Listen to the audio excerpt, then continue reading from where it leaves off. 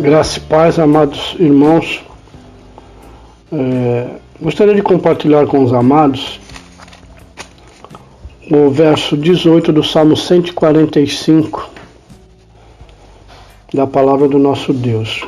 Diz assim na minha versão: perto está o Senhor de todos os que o invocam e de todos os que o invocam em verdade. Salmo 145 é mais um salmo que é atribuído a Davi, ou seja, foi um salmo escrito por Davi, onde neste salmo ele traz a lembrança, a bondade, grandeza e a providência de Deus. Então ele fala sobre a grandeza, a bondade e providência de Deus. E aqui mais especificamente no verso 18 ele fala: perto está o Senhor de todos os que invocam. Então aqui ele faz alusão a um Deus de perto. E creio que algo que nós temos sentido esses dias é a aproximação do nosso Deus, né? Sentimos que Deus verdadeiramente é um Deus de perto. Ao mesmo tempo que sentimos saudades e passamos por um período onde estamos distantes uns dos outros fisicamente, né? Estamos distantes, não podendo ir ao templo, ao lugar escolhido por nós para comunhão, para louvor e adoração do nosso Deus, mas creio que todos nós temos sentido a presença do nosso Deus em nosso lar, em nossa casa, né? Mais uma maneira que eu vejo o trabalhar de Deus e o amor de Deus por todos os seus, aqueles que Ele chamou e que por decreto Ele mantém nos seus caminhos. E esses somos nós, aqueles que o invocam em espírito e em verdade. E nesses últimos dias temos visto que Deus tem se feito presente na vida de cada um de nós, mesmo sem estarmos costumeiramente reunidos nos nossos cultos de adoração, mas temos sentido que verdadeiramente estamos reunidos pelo Pai e que somos membros de um corpo onde Cristo é a cabeça. E podemos então, não estando num lugar costumeiro, onde nos reunimos para adorá-lo, podemos ter a certeza nesses dias que Deus tem estado conosco no nosso lar, desta forma, e nos mantendo. Não tem nos faltado palavra, não tem nos faltado direção de Deus, e eu espero, é algo que Deus tem posto no meu coração esses dias e que eu tenho questionado muito, porque muitas das vezes nós nos questionamos ou nós nos desculpamos por não buscar maior comunhão com Deus pelo fato do dia a dia tomar conta das nossas vidas, né? É o trabalho, é as questões familiares, é coisas que temos que resolver no nosso dia a dia, e que tratou, inclusive, de no atual século em que vivemos, separar as famílias, né? E Deus, então, preparou um tempo de aflição, mas um tempo onde Ele mostrasse o seu cuidado para com todos os seus, né? Temos tido uma oportunidade, então, de agora ter todo um tempo para podermos invocar a esse Deus, que nós possamos verdadeiramente estar utilizando esse tempo para buscarmos mais e mais comunhão com Deus, para entrarmos na sua presença um maior tempo das nossas vidas, uma vez que Deus, o Senhor do tempo, e que está sobre o controle de todas as coisas, providenciou este momento para toda a humanidade. Não é um momento numa circunstância local, mas é um momento para toda a humanidade, eu creio que abrangendo desta forma, então, a sua igreja, no sentido espiritual, a igreja daqueles que o invocam em verdade. Eu tenho pedido a Deus, que eu possa ser um desses invocadores, porque muitas das vezes a palavra de Deus afirma aqui, né, que perto está o Senhor, mas muitas das vezes nós não estamos perto de Deus, né? Deus está perto de nós em todos os momentos. Prova disto é que nestes dias não temos podido ir à nossa igreja, mas temos tido a oportunidade de sentir a presença de Deus nos nossos lares, na hora que oramos, na hora que lemos a palavra, quando ouvimos ou até cantamos um louvor, que eu creio que os que são de Deus têm procurado agir desta maneira, não por nós mesmos, mas pelo Espírito Santo de Deus que habita em cada um de nós e tem feito de nós seu templo. Então, amados, temos muitas razões para estar contentes com nosso Deus e certos da sua guarda e do seu cuidado para cada um de nós. Que nós venhamos verdadeiramente a aproveitar esse tempo buscando essa comunhão com o Pai, buscando estar bem próximo dele, sentindo a sua presença e vendo a sua providência sobre as nossas vidas. Como nesse verso 18 aqui,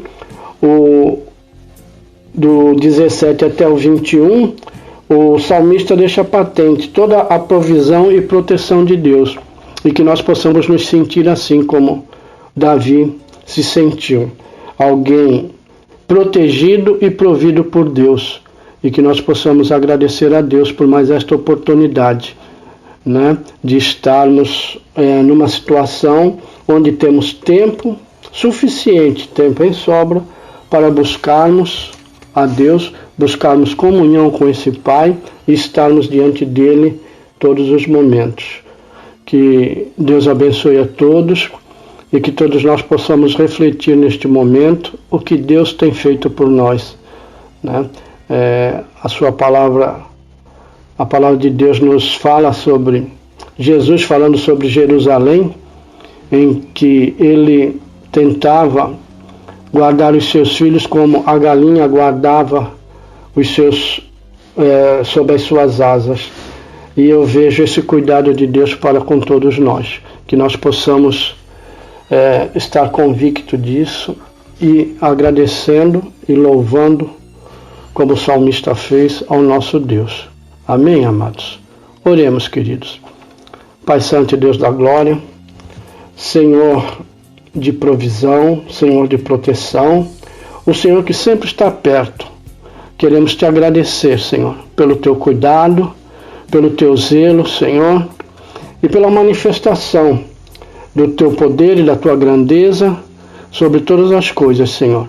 Nos últimos dias, ó Pai, em que o mundo se encontra em aflição, temos encontrado em Ti e temos visto de Ti a Tua soberania e a Tua graça sobre os Teus escolhidos, sobre aqueles que foram chamados sobre o Teu decreto, Pai. Porque temos sentido, Senhor, a presença do Teu Santo Espírito, o Consolador, a nos consolar, a nos fazer lembrar e trazer à memória, ó Pai querido, todo o Teu projeto de salvação para as nossas vidas. Temos lembrança, Senhor, do perdão dos nossos pecados, através do sacrifício de Cristo Jesus ali naquela cruz, Senhor, por nós. Te agradecemos, ó Deus, porque até aqui Tu tens nos sustentado, Pai. Ó Pai, amado e Deus da glória, abençoa todos os nossos irmãos, Pai querido, todo aquele que faz parte do Teu corpo, Senhor, em toda a face da terra, Senhor. Guarda, livra do mal, Senhor Deus. Ó Pai querido, que possamos, Senhor, em todos os momentos, contar as Tuas grandezas, Senhor, para aqueles que ainda não Te conhecem, e que neste momento muitos venham a se curvar diante de Ti, Senhor soberano de todas as coisas. Pai, também quero Te pedir pelos meus irmãos aqui do Ministério da Reconciliação. Abençoa, dá graça, Senhor. Entra com providência, Senhor, na vida de cada um, ser com cada um de nós, Senhor, e que possamos, Senhor, mesmo separados, Senhor, estarmos unidos pelo Teu Santo Espírito, ó Pai, a Te louvar e Te bendizer. Também quero colocar em Tuas mãos o nosso pastor, Senhor, e todos os seus familiares, ó Pai. Abençoa da tua graça. Sê com eles, Senhor, e assim com todos nós também, Senhor. É o que nós te pedimos e desde já te agradecemos em o nome de Jesus, autor e consumador da nossa fé. Amém e amém, Jesus. Deus abençoe a todos, amados.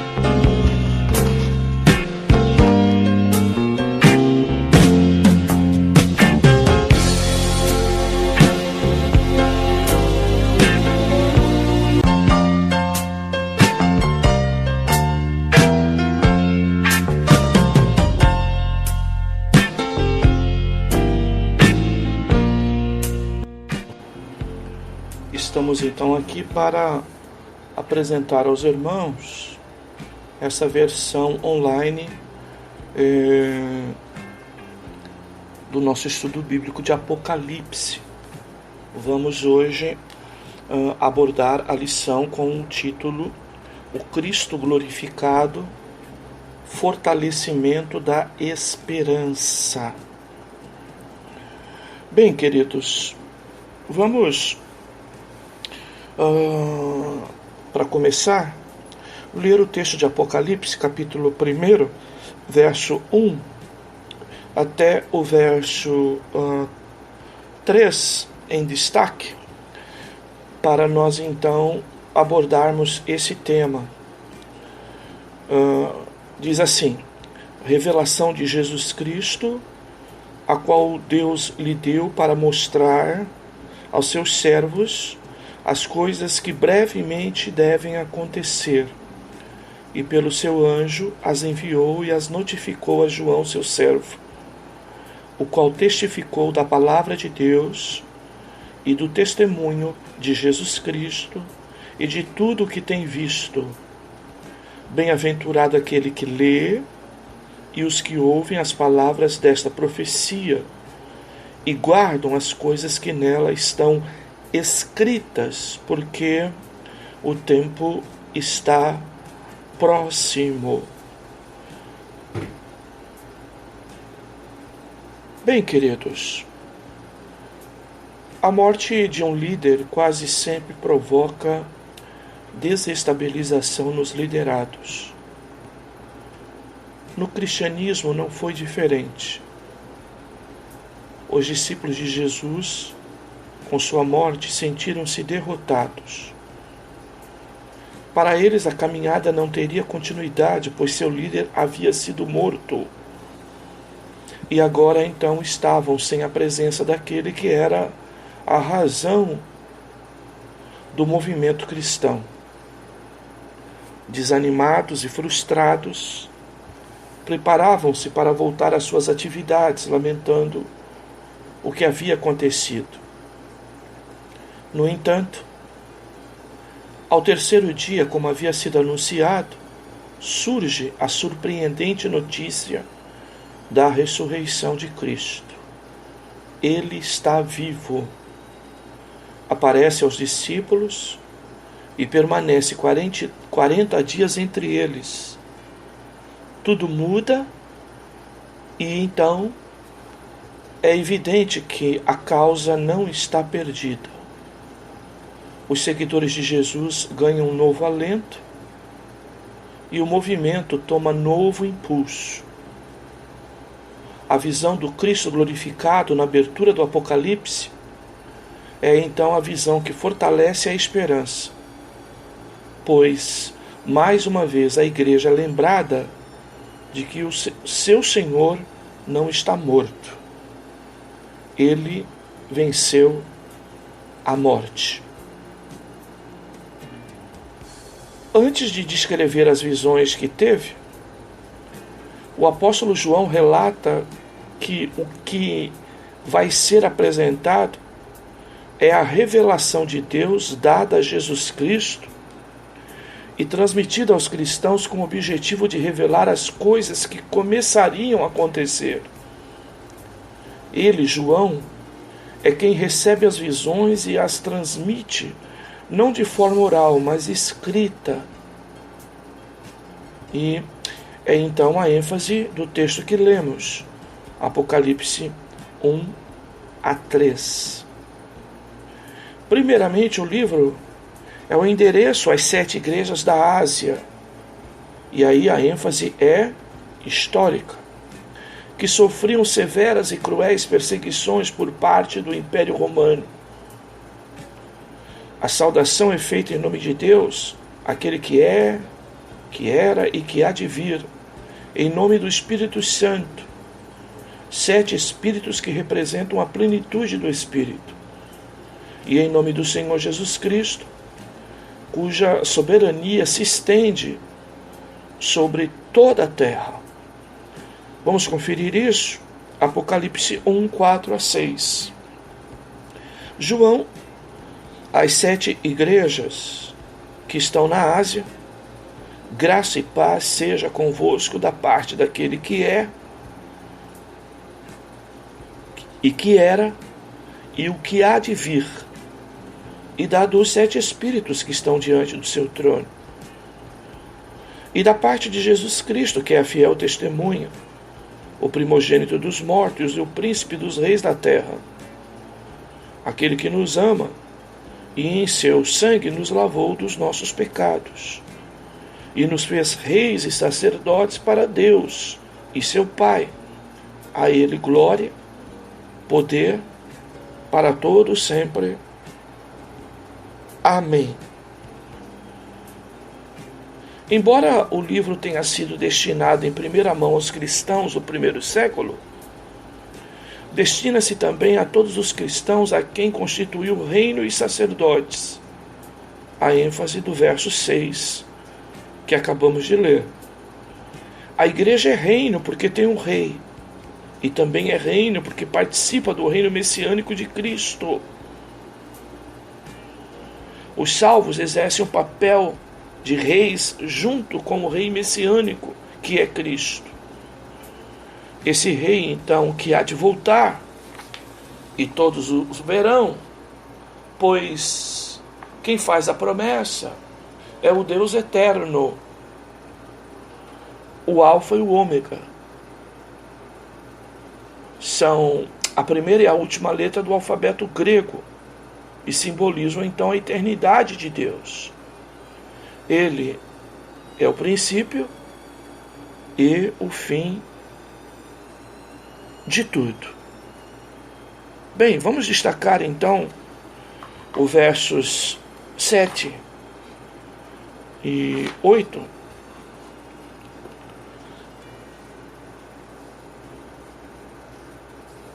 Do texto de Apocalipse 1. Eis que venho como as nuvens, e todo olho verá, até os mesmos que o traspassaram, e todas as tribos da terra se lamentarão sobre ele. Sim, amém. Eu sou o Alfa, o Ômega, o princípio e o fim, o Senhor, o que é, e que era, e o que há de vir, o Todo-Poderoso. João estava exilado na ilha de Patmos, uma pequena ilha sudeste da costa da Ásia Menor, quando teve as visões. O seu exílio aconteceu por causa das perseguições movidas contra os cristãos. E as visões aconteceram no chamado Dia do Senhor, o domingo, na qual os cristãos se reuniam para os louvores e adoração a Deus. Observe aí versos 9 e 10. Eu, João, que também sou vosso irmão e companheiro na aflição e no reino, e na paciência de Jesus Cristo, estava na ilha de Patmos, por causa da palavra de Deus e pelo testemunho de Jesus Cristo. Eu fui arrebatado em espírito no dia do Senhor, e ouvi detrás de mim uma grande voz como trombeta, que dizia: o que vês, escreve-o num livro e envia às 7 igrejas que estão na Ásia, a saber, a Éfeso, a Esmirna, a Pérgamo, a Tiatira, a Sardes e a Filadélfia e a Laodiceia.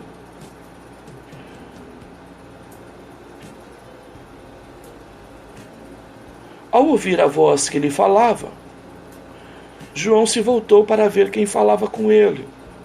E foi a partir daí que passou a ter visões do que deveria acontecer durante esse período, até a volta do Senhor Jesus. As visões iniciam-se com a contemplação do próprio Cristo glorificado, como destacamos no verso 9 de Apocalipse 1 que lemos. João vê o Senhor Jesus Cristo no meio de 7 candeeiros, simbolizando a igreja.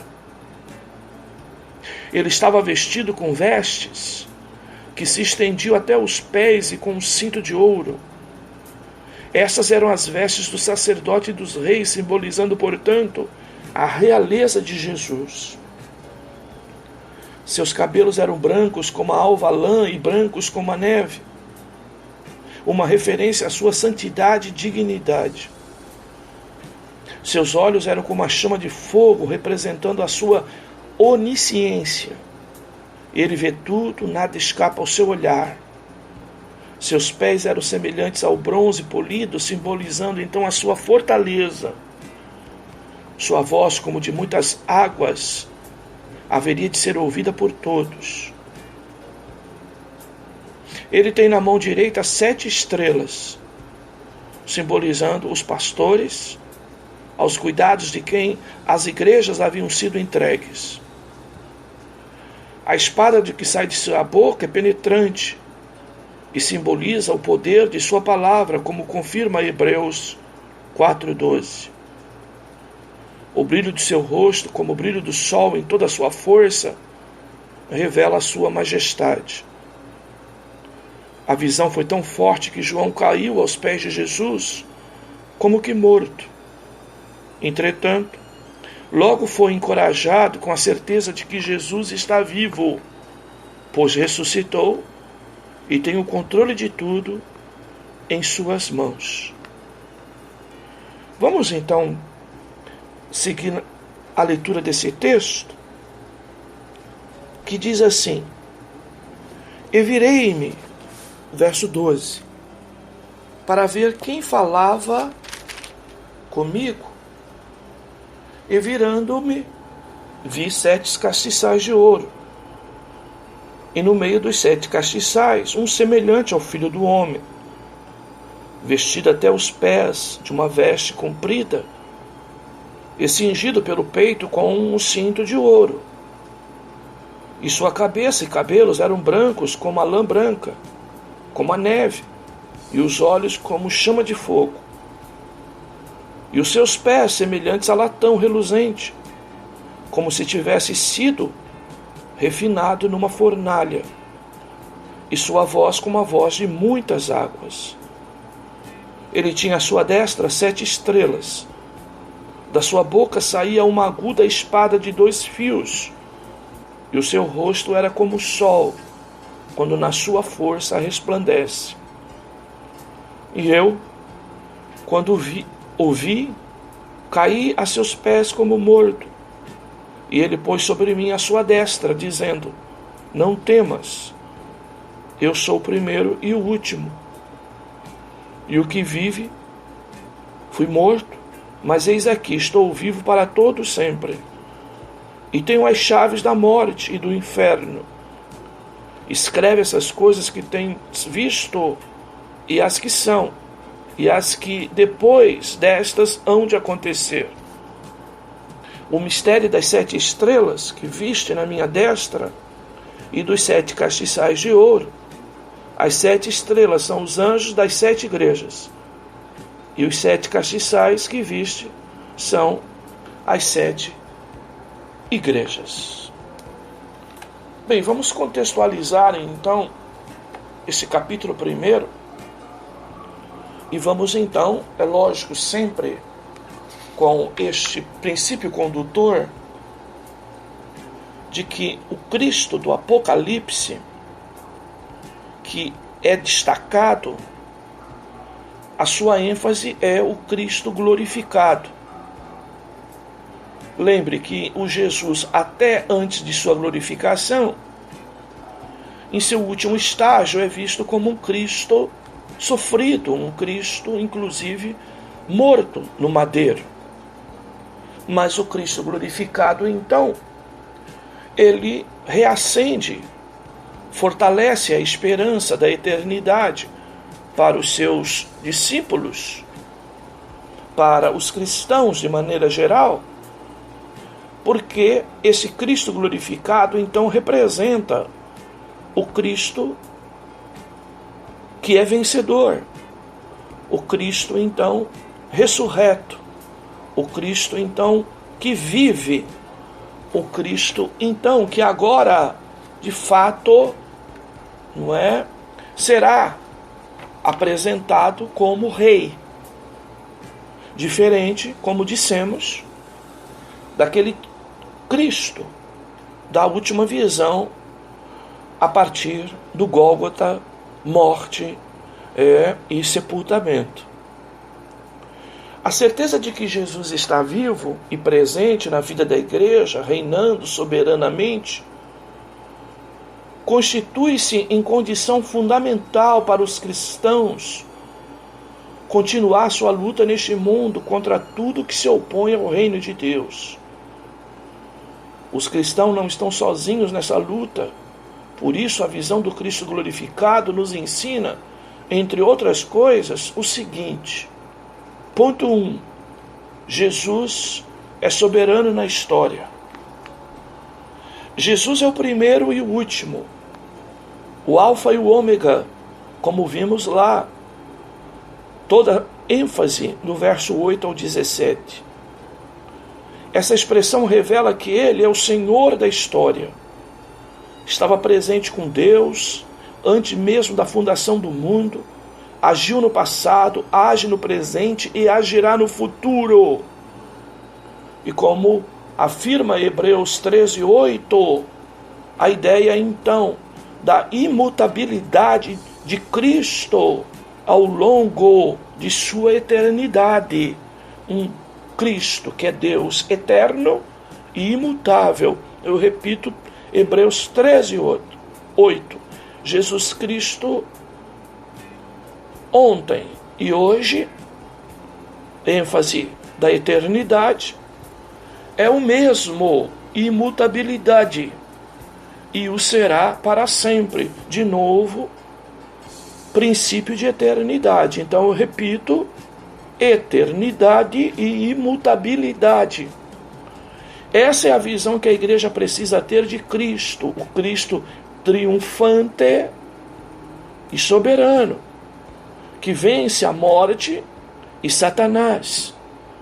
E é por isso que todo movimento protestante, apesar de saber o valor da cruz, jamais estabelece qualquer símbolo com este Cristo na cruz. Porque este Cristo na cruz pode representar exatamente este Cristo derrotado, aparentemente. Por isso que as nossas expressões e símbolos é sempre de uma cruz vazia, para lembrar que ele morreu, sim, no madeiro, mas que ele também ressuscitou. O mundo tem conhecido muitos tipos de líderes. São vários aqueles que, de uma forma ou de outra, marcaram a história da humanidade. Seja pela luta a favor da justiça e do bem, ou pela força e tirania, promovendo o mal. No entanto, todos esses líderes passaram, e até a volta de Jesus será assim, pois nenhum líder é eterno. Na visão de João, Jesus está vivo e presente na vida da igreja, reinando soberanamente. A sua morte não colocou fim às lutas dos cristãos, que lutam neste mundo a favor da justiça e do bem. Por isso, a revelação se abre com essa mensagem de esperança e encorajamento aos cristãos atribulados. Contextualizando ainda, item 2. João aquele de Pátimos, de certa maneira, representa todos aqueles que são vítimas das perseguições movidas contra os cristãos por causa de seu compromisso com o reino de Deus. Ele deixa claro que o seu exílio estava acontecendo pelo fato de ter oferecido resistência ao Império Romano e ao culto ao imperador. Ele era companheiro de tantos outros que sofriam terríveis perseguições. Apesar de tudo, porém, o compromisso com Jesus foi sustentado. As tribulações, por maiores que fossem, não poderiam afastá-los de Jesus, pois ele era uma testemunha fiel, ou seja, estava sofrendo martírio por causa daquele que morreu, ressuscitou e está vivo. Em Romanos 8, 35 a 39, vamos destacar Paulo, não é, em ênfase, mostrando exatamente de que este compromisso com Cristo exige de nós, cristãos, a mesma coragem e determinação de João. Diz o texto, 8, 35 a 39 de Romanos: nada poderá nos separar do amor de Cristo. Portanto, é preciso coragem e determinação, principalmente quando as tribulações se intensificarem. Contudo, as Escrituras informam que muitos irão negar a Cristo quando a história da humanidade for chegando ao fim. É o que você vai conferir lá em Lucas 18:8. O propósito da mensagem do Apocalipse é assegurar que aquele que permanecer fiel, mesmo que essa fidelidade leve-o à morte, receberá a coroa da vida, ou seja, o prêmio pela fidelidade e determinação no testemunho de Cristo. Bem, nós podemos enfatizar isso lá em Apocalipse capítulo 2 e verso 10. Vamos fazer esta ponte lá, 2:10. Nada temas das coisas que hás de padecer. Eis que o diabo lançará alguns de vós na prisão, para que sejais tentados, e tereis uma tribulação de 10 dias. Sê fiel até a morte, e dar-te-ei a coroa da vida. Bem, queridos, penso que é interessante nós aplicarmos aqui um pouco das circunstâncias que estamos vivendo hoje e que o cristão precisa realmente, nesses dias, encarar, entender que é preciso coragem e determinação para enfrentar tempos como estes, em que as lutas, as tribulações, as provas se intensificam. E bom lembrar de que quando chegar ao finalzinho da história da humanidade, no fim dos tempos, a Bíblia nos diz que muitos negarão a Cristo. Mas a ênfase é esta: ser fiel até a condição de morte. Para que você então possa ter direito à coroa da vida. Contextualizando ainda, vamos ao tópico 3. O testemunho da igreja revela Cristo ao mundo. Quando Jesus se apresentou vivo e soberano ao apóstolo João, como sendo aquele que está presente na vida da igreja, afirmou que as 7 estrelas são as 7 igrejas, e este número é simbólico, demonstrando a totalidade do corpo de Cristo, isto é, a universalidade da igreja, no tempo, tá? E também geograficamente falando. É na vida dessa igreja que Jesus está presente. A ação de vida de Cristo hoje ela é evidente exatamente pela forma com que a igreja vive. As estrelas que brilham pelo seu testemunho revelam o Senhor Jesus ao mundo. Assim como a igreja do primeiro século precisava brilhar no meio do Império Romano, mesmo sendo ameaçada de extinção, a igreja hoje precisa revelar Cristo ao mundo. E o próprio Senhor Jesus afirma: vós sois a luz do mundo. Não se pode esconder uma cidade edificada sobre um monte, nem se acende uma candeia para colocá-la debaixo do alqueire, mas no velador, e alumia todos que encontram na casa. Assim brilhe também a vossa luz diante dos homens, para que vejam as vossas boas obras e glorifiquem a vosso Pai que está nos céus. Mateus 5, 14 a 16. A igreja denuncia a idolatria e os sistemas de iniquidade estabelecidos na sociedade. A visão do Cristo glorificado, reinando de forma soberana, mostra que é preciso coragem e determinação por parte da igreja para exercitar a sua fé e anunciar Cristo ao mundo. E nós precisamos entender que o que precisamos nesses dias é exatamente observarmos se, como igreja, estamos realmente brilhando para este mundo. Se de fato estamos apontando, denunciando a idolatria reinante, inclusive no meio religioso cristão, se estamos realmente abraçados em denunciar os sistemas de iniquidade estabelecidos na sociedade, principalmente em governos e em toda a massa de sociedade.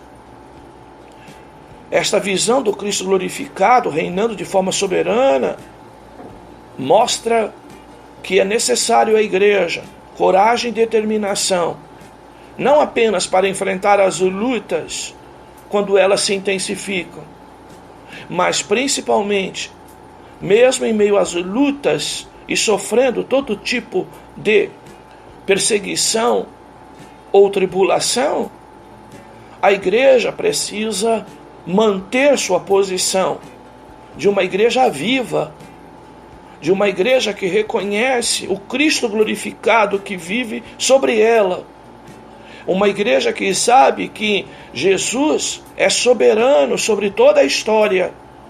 E apesar de todas as adversidades, a igreja não pode se encolher.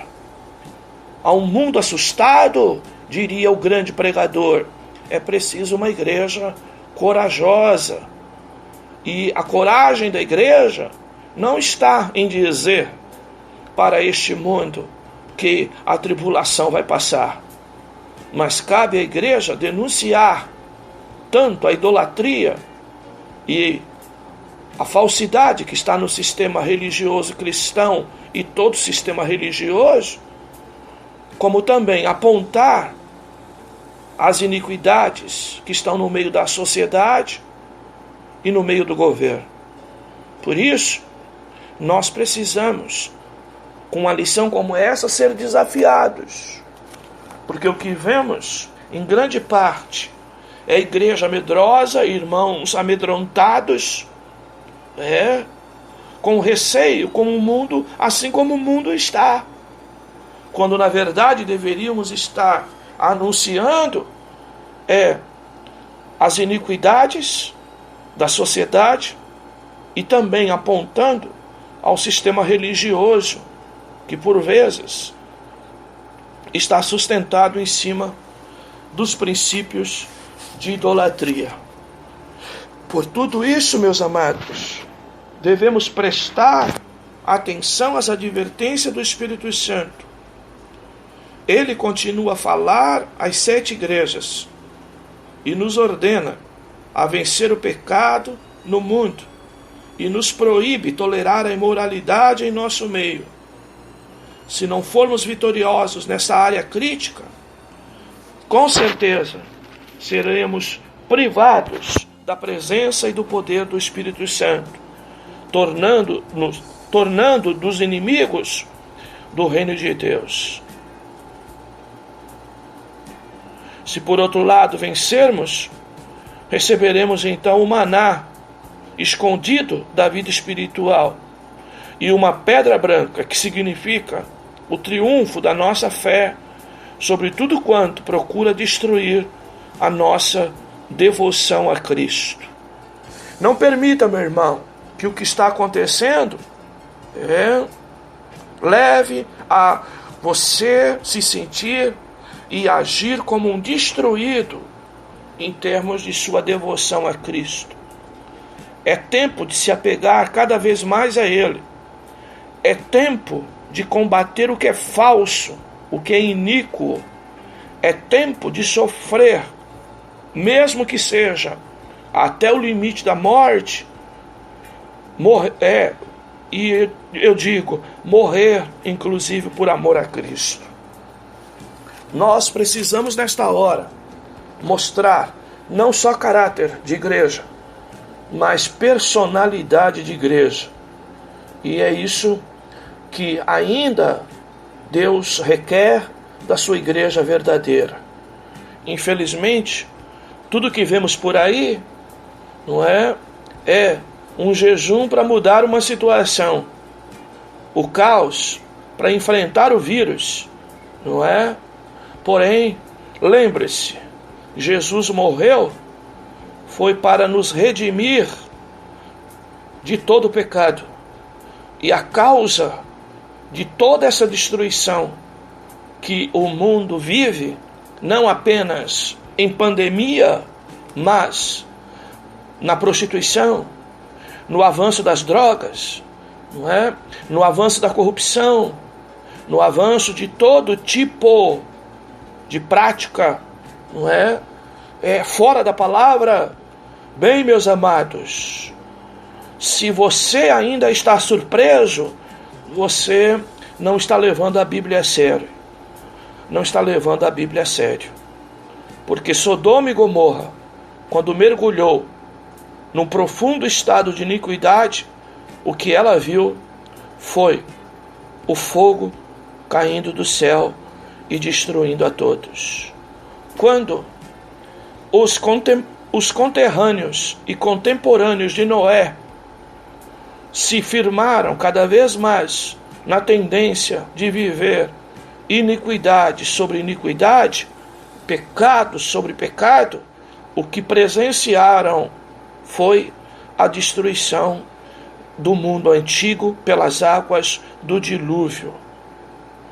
Não esqueça, meu irmão, a palavra de Deus é a verdade, e o justo juiz, a seu tempo, julgará a todos, dando àqueles que descansam na soberania de Deus e que dão o verdadeiro testemunho ao mundo e ao sistema religioso atual e que mostram compromisso de coragem e determinação, com certeza a vida eterna.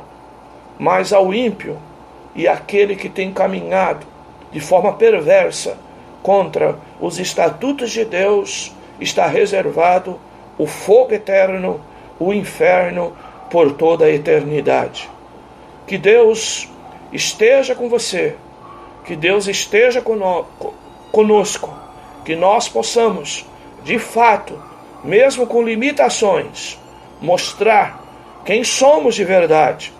Se somos crentes, convictos de que somos movidos pelo um Senhor que está vivo, o Senhor Jesus, ou se somos semelhantes aos que vivem o Deus morto da idolatria, estamos acuados, estamos com medo e sem esperança. Que Deus nos ajude, que Deus nos guarde. É tempo, se você não teve até hoje, de dizer para a tua casa que é hora de arrependimento, que é hora de mudança de comportamento, que é hora de conversão, que o Senhor te dê a graça nesta hora, diante de tantas evidências, que você tenha a coragem e determinação de dizer que tudo isso, na verdade, reflete, não é? Juízo de Deus, descontentamento de Deus com a humanidade.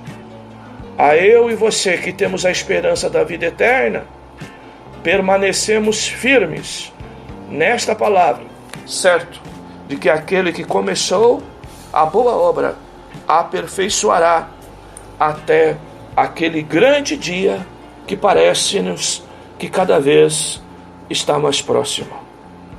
Seja abençoado com esta palavra, em nome de Jesus. Amém.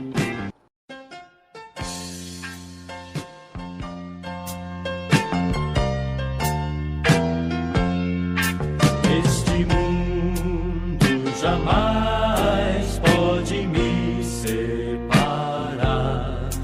dos valores celestiais que eu vou receber.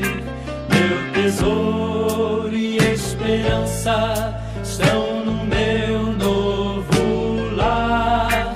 Sou herdeiro com Cristo, vou com Ele morar. Céu, lindo céu, lindo céu, há mansões celestiais, todas feitas por Deus. Céu, lindo céu, eu vou pro céu, lindo céu, com Cristo vou morar no lindo céu. Já estando além rio, minha luta findou.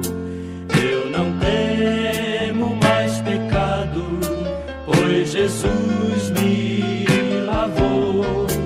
Oh, que glória na subida pras alturas dos céus. Cantarei a linda história do Cordeiro de Deus.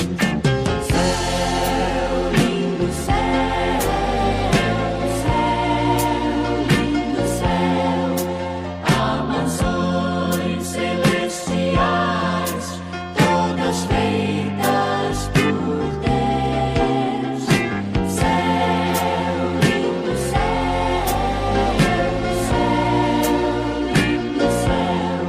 eu vou pro céu, lindo céu, com Cristo vou morar no lindo céu.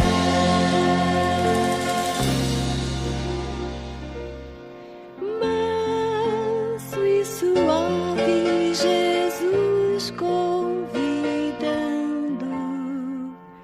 chama por ti, por mim. Eis que Ele a porta te espera, velando, vela por ti e por mim.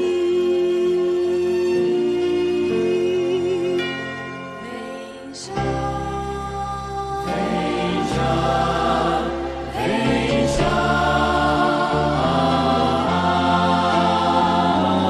alma cansada